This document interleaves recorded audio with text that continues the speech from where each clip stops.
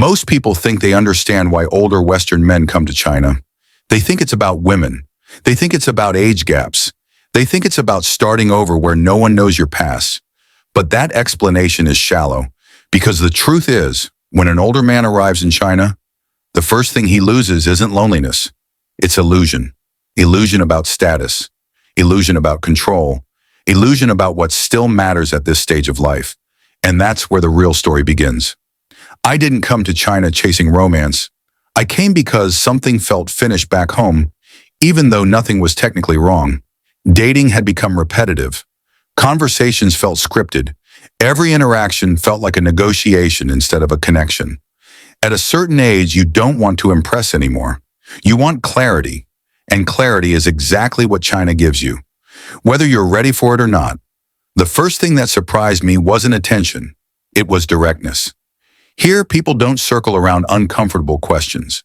They ask them calmly, almost casually. How old are you? Why are you here? What kind of future are you looking for now? There's no embarrassment in those questions, no hidden agenda. And when you're an older man, that can feel confronting. Because back home, age is something you minimize, soften, or explain away. In China, age is simply information, nothing more, nothing less. That realization was unsettling at first. I wasn't being evaluated on how young I looked. I wasn't being measured by how trendy I was. I was being measured by how stable I was. And stability isn't something you can fake for long. There's a popular myth online that older Western men automatically have it easy in China, that dating here is effortless, that respect is guaranteed, that attention equals success.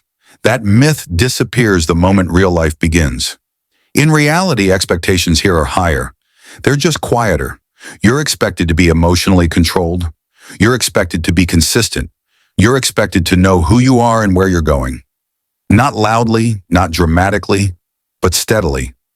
I had moments of loneliness here, real ones. Not the dramatic kind people imagine, the quiet kind. The kind you feel walking through crowded streets where no one knows your history. The kind you feel when you realize curiosity about you isn't the same as understanding you. There were evenings when I sat alone, watching the city move and thought, this isn't easier. And clarity has a way of exposing things you've been avoiding. Age gap dating gets talked about constantly online, usually in extremes. Either it's glorified or attacked. What no one talks about is the responsibility that comes with it. Age here isn't leverage, it's expectation. You're expected to bring calm, not chaos. You're expected to lead without controlling. You're expected to offer safety, emotionally and practically. That kind of presence can't be performed. It has to be lived. Over time, something unexpected happened. I stopped trying to date China. I stopped trying to explain myself, stopped trying to impress, stopped comparing this life to the one I left behind. Instead, I started observing how trust here is built slowly, through routine, how affection grows quietly, through reliability, how respect is earned by how you live when no one is watching. Love in China doesn't rush toward you. It watches you first. It watches how you handle frustration, how you treat time, how you respond when things don't go your way. That kind of love doesn't arrive with fireworks. It arrives with peace. That's when I realized something important. Later life love isn't about intensity anymore.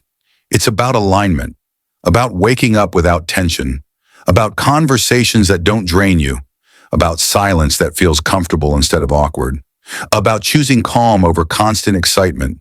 China didn't change who I am. It removed who I was pretending to be. It stripped away habits that no longer fit. It exposed expectations that didn't belong to this stage of life. And once those things were gone, what remained felt honest. I still miss things about home, the ease of conversation, the shared cultural shortcuts, the familiarity. But I don't miss pretending I wanted the same things I wanted at 30. I don't miss rushing connections that weren't meant to last. If you're an older man watching this, wondering if this chapter of life is about decline, it isn't. It's about refinement, about understanding the difference between attention and connection, between excitement and peace, between being admired and being trusted.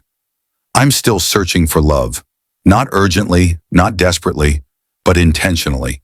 And if that journey looks misunderstood from the outside, that's fine. Because for the first time in a long time, I'm not chasing an idea of love anymore. Subscribe to my journey. Thanks for watching.